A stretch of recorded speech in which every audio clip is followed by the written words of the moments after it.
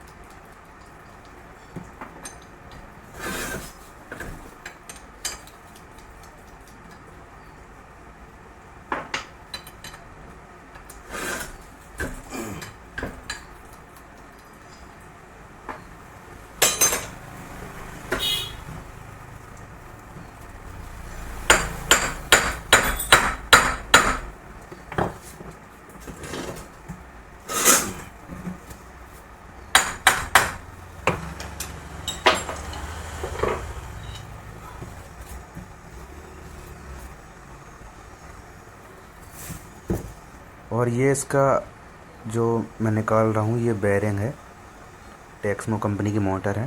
ये उसका नीचे का बेरिंग है। और ये जो अब मैं निकाल रहा हूँ ये थस प्लेट बोलते हैं जिसको, कि thus plate, carbon plate, fibre plate, ये बहुत सारी तरीके की आती हैं। और जो ये जो इसमें लगी हैं ये कंपनी की ही है।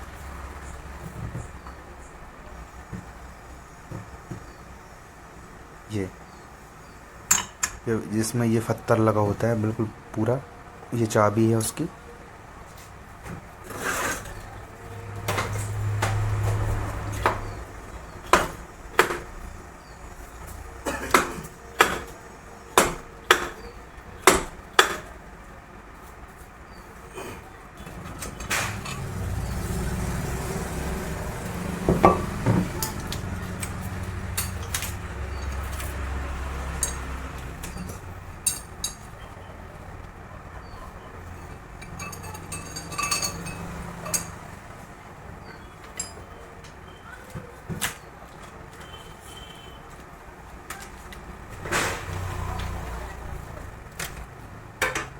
नहीं हम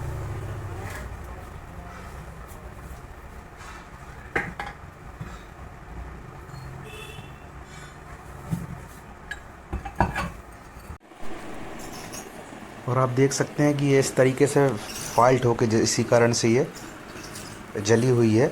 इसीलिए उसमें जो सप्लाई मैं चेक कर रहा था इसलिए सप्लाई नहीं बता रही थी, और फुल अर्थ इसीलिए बता रही थी मोटर।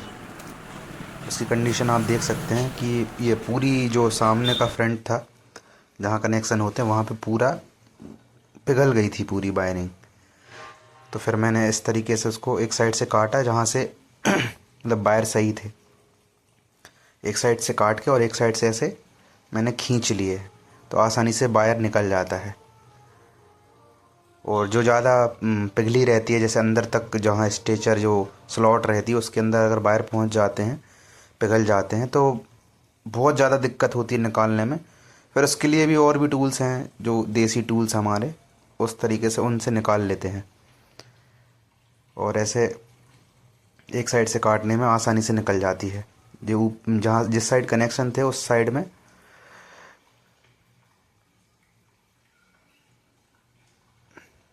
ज़्यादा दिक्कत होती है, जैसे कि ये पूरा चिपक जाता है आपस में, तो निकालने में बहुत थोड़ा सा मेहनत लगती है, लेकिन हो जाता है बढ़िया।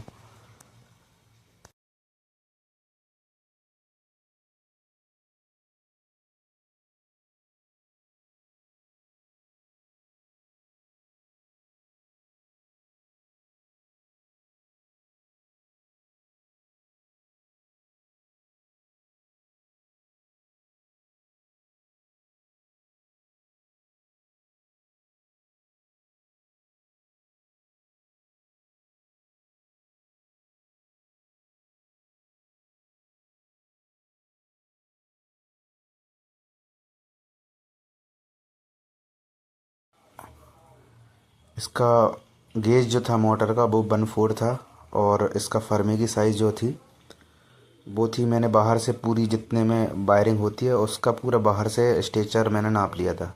मैं बाहर साइड से बोल रहा हूँ, अंदर साइड का नहीं, स्लॉट का नहीं बोल रहा हूँ। तो वो था 10.5 इंच का।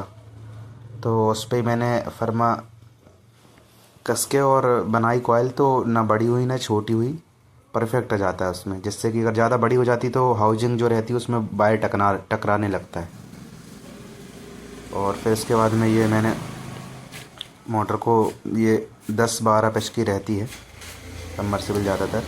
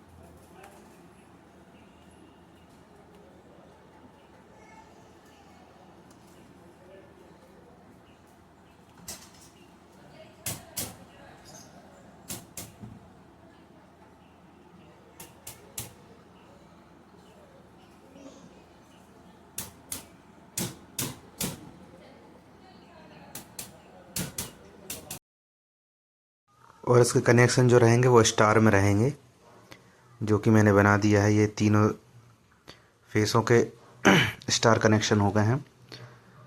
अब इन पे टेपिंग होगी, जिससे कि 2 बार मैंने ऐसे टेप मारा नॉर्मली, फिर उसके बाद कच्ची रबड़ जो रहती है, कच्ची रबड़ लगाने के बाद में फिर 2 बार, उसके बाद में फिर 2 बार फिर से टेप मारा, जिससे कि पानी जो टेप जहाँ पे वायर रहता है उसके अंदर ना जा पाए और अच्छे से कवरिंग हो जाए उसकी।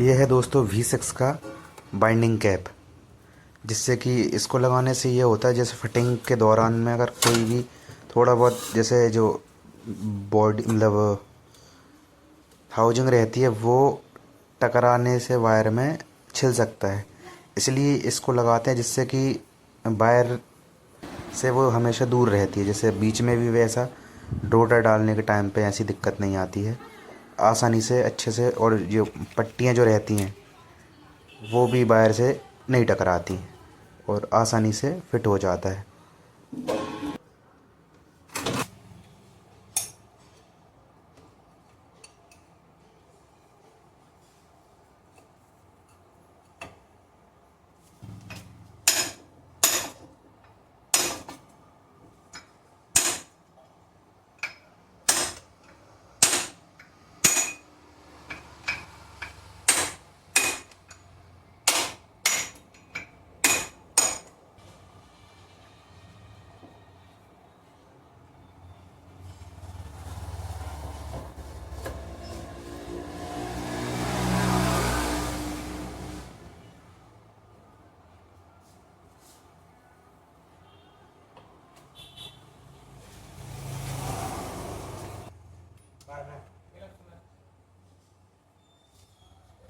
लगने तो चाहिए यार,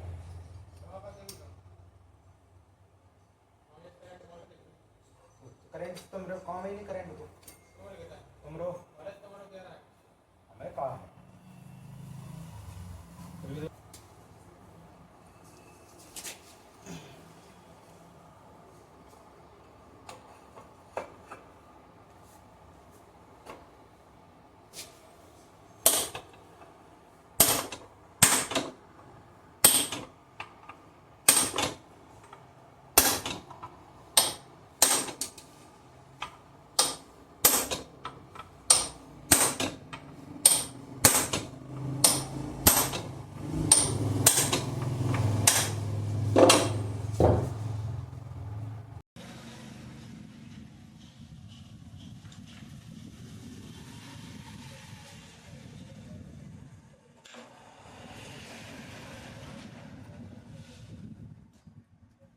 लॉक और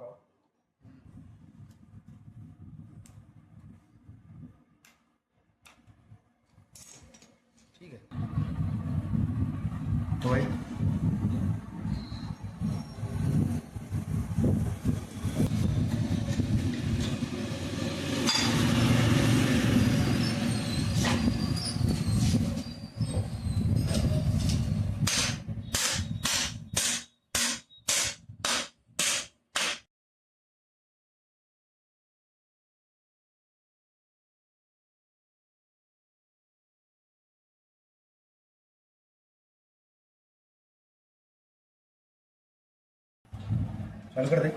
पूरा मोटर कंप्लीट करने के बाद में पानी भरने के बाद में फिर ये मेगर मीटर जो आप देख रहे हैं इससे हम चेक करते हैं, जिससे कि कहीं फिटिंग करने में कोई वायरिंग अर्थ तो नहीं होगा, बॉडी अर्थ तो नहीं हो गया, जैसे कि बाइंडिंग करते टाइम पे भी ऐसा हो जाता है कई बार, तो इसलिए पूरा आखिरी तक जो चेक करते हैं। जैसे आप देख रहे हैं ये आधा काटा जाके रिटर्न आ रहा है, तो मोटर समझ लो ओके है और स्पार्किंग भी हो रही है। अभी देखना चार्ज हो जाती, ये आधा गया और रिटर्न आ जाता है, और जैसे अगर कट लग जाता तो ये काटा पुल पे जाके रुक जाता वहीं पे, तो इसका मतलब ये है कि मोटर हमारी ओके है।